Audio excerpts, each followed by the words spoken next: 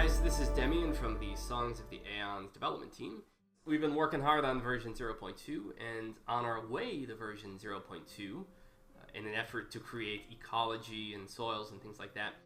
We found it necessary to create a few more different types of geologic features and forces which will help to inform and populate the variables necessary to create a dynamic ecology and soil types. Probably the most influential force that we've added in is glacial activity during the ice ages, because glaciers during the ice ages, as the continental ice sheets advance, they basically scrape up all of the soil that had previously existed. It grinds a lot of bedrock into silts, which then are dispersed all over the place. And so in order to create Earth-like soil conditions, we needed glacial activities. What's really cool is those glaciers actually have a very large influence on the landscape as well. And so you can see here that not only has the glaciers carved larger and wider valleys between mountains, but it's also the weight of the ice of like 5 kilometers of ice has compressed the crust toward the center of the continental ice sheet, and as a result, it's actually submerged a lot of the oceans and rivers and things like that were then filled in with water. And so you can see various rayas and fjords that were created as a result of the ice age. You can actually, if you look at the real world, north of the Hudson Bay and in North America and north of Siberia, you actually have a lot of features that are quite similar to what we have now in Songs of the Eons. You can see it too when we head down to the southern hemisphere of this particular world. You can see here's the extent of the previous ice age, and then when we look at the geography, we can see a marked difference between what you see and up toward the tropics. You can see we have some nice fjords and some more rayas, submerged river valleys and things like that. Which actually brings us to our next subject, which is we actually have created river floodplains now. And so you can see here, you can see the watershed quite nicely now, and you can see the extent of the influence of the river over time. And if we turn on this little debug map mode, you can actually see the extent of the influence of each particular river on neighboring tiles.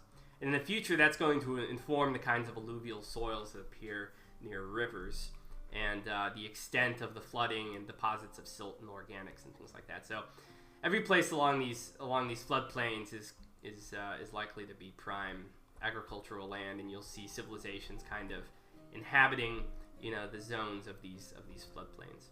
And interestingly, when we look in the real world, when we want to see really pronounced examples of that, we can look at places like the Nile.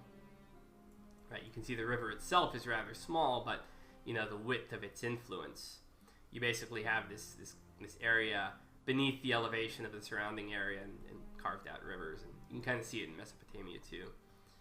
When you look at elevation maps, you can see it. You can see it elsewhere too. The Po Valley is a really obvious example, right? But you find that elsewhere as well. But basically we have it in Songs of the Eons now too. So right, we have our floodplains and river valleys much more pronounced than before. We also now have much livelier coastlines. One major reason is because we're able to capture now the full effect of alpine orogenies. So the same orogenic event that created the Mediterranean, we now have in Game 2. This is kind of like an old Tethys Sea type situation where two shallow oceans are colliding, and you have, some interesting island formations between the two, and then mountains on either side. So you'll see a lot more interesting Mediterranean Sea type situations. And last major change is we have added in bedrock type. And so based on the type of geologic activity in the area, you end up with different types of bedrock depending on the history of that area. And so when you have young mountains like this Andean formation here, and you flip to the rock map mode,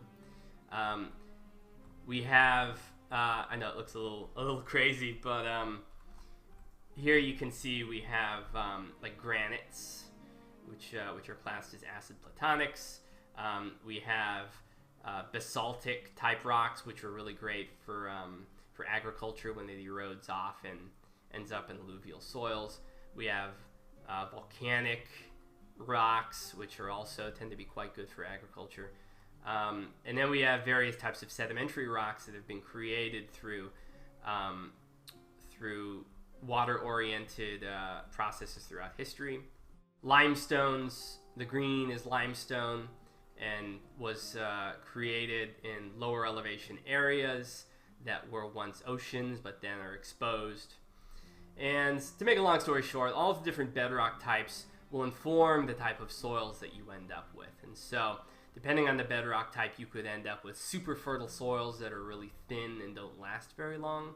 You could have super thick soils which aren't very fertile, but which civilization can sustain itself on for a long time. And it also informs erosion as well. And so you end up with wider floodplains on limestones that are easily dissolved versus on granites, which erode very slowly, right? You can see you have much smaller floodplains. So yeah, all of that will help to inform version 0.2 and the work we do there, but it's also going to be a fun little thing to play with in the version we released for 0.15. So yeah, I think that's about it. We have already started releasing version 0.15 to patrons. By the time a lot of you have seen this video, it'll probably be released to the general public as well after we've made a few modifications. But I hope you enjoy, and I hope everyone's looking forward to version 0.2. See you later. I want to take a second to thank all of our patrons on Patreon who have generously contributed to the project.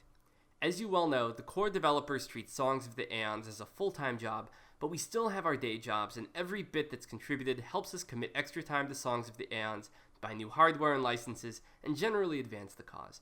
If you haven't already and would like to contribute, please visit our Patreon and also help spread the word. Thanks again.